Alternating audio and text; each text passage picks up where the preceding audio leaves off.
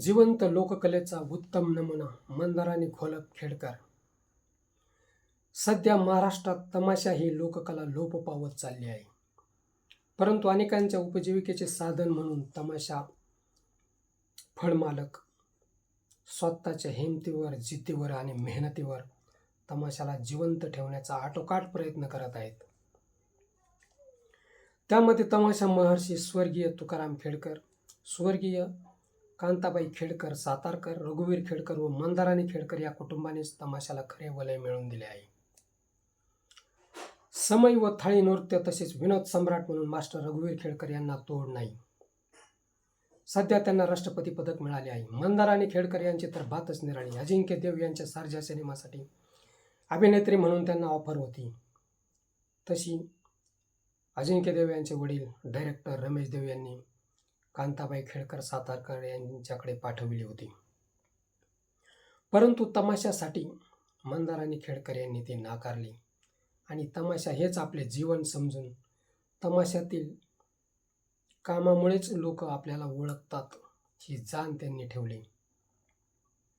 परंतु तमाशामध्ये त्या पुरुषांच्या आवाजात गाणे म्हणतात, पुरुषांचे रोल करतात.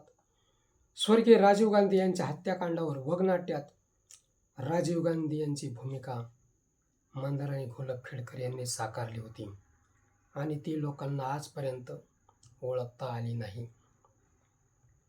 तसेच रंगबाजीमध्ये गाण्यावर डान्स करताना त्यांनी अमिताभ बच्चन, राजेश खन्ना, जितेंद्र, मिथुन चक्रवर्ती यांच्याप्रमाणेच डान्स केल्याचे जगाने पाहिले आहे. सौतन सिनेमातील गाणे तसेच कुली, डिस्को डान्सर, हिम्मतवाला, तोहफा, मवाली, सरगम, एक दूजे के लिए, बेताब आणि नगिना सिनेमातील गाण्यांच्यावर त्यांनी तुफान डान्स केला आहे.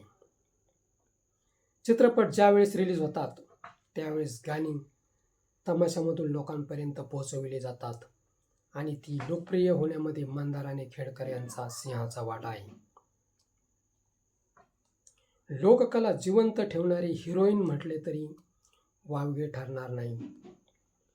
मंदारानी खेडकर यांना भयंकर संताप सुद्धा आलेला आहे आणि तसे त्यांना लोकांकडून धमक्या वगैरे मिळाल्याचे समोर आले आहे.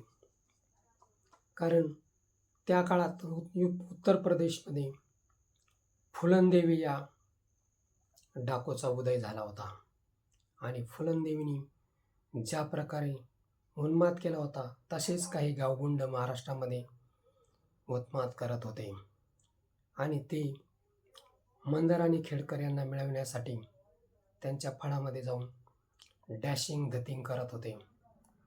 ही बात कांताबाई खेडकर सातारकर यांच्या कानावर आली आणि त्यांनी मंदारानी खेडकर यांना आपल्या तोंडाला काळे फासून आपण बसलेल्या खाटेखाली बसविले. महाराष्ट्रात बिहार आणि उत्तर प्रदेशपेक्षा कमी उत्माद कधीच नव्हता हे या उदाहरणावरून सरळ दिसून येत आहे.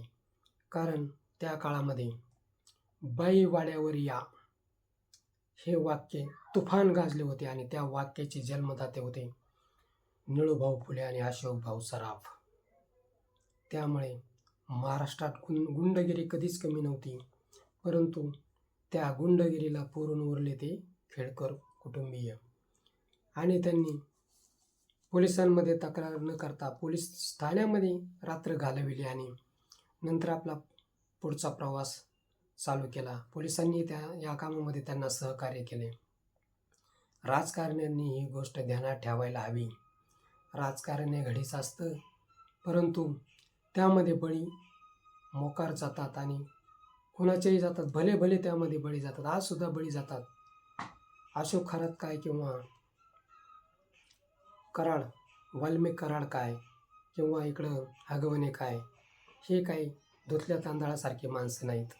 ही माणसांना संपवणारेच गावगुंड आहेत. या गावगुंडांचा बंदोबस्त राजकारणी जोपर्यंत करत नाही तोपर्यंत महाराष्ट्राला सुगीचे दिवस येणार नाही. आणि असे लोककलावंत तळहातावर शिर घेऊन लढणारे महाराष्ट्राने काही कमी पाहिलेले आहेत काय?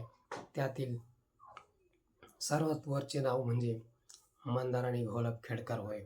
मित्र, हा व्हिडिओ कसा वाटला ते कमेंट बॉक्समध्ये सांगा आणि राजकारण्यांना थोडीफार अक्कल असेल तर काही त्यांच्यासाठी सुद्धा कमेंट तुम्ही जरूर करा आणि आमच्या ॲक्शन मराठी चॅनलला सबस्क्राईब करा. मंदाराणी घोलप खेडकर आणि खेडकर परिवारांच्या या तुफानी कामगिरीबद्दल आमच्या ॲक्शन मराठी चॅनलशी सप्रेम नमस्कार आणि त्यांच्या उत्तम कामगिरीला ॲक्शन मराठीची सलामीच म्हटली पाहिजे.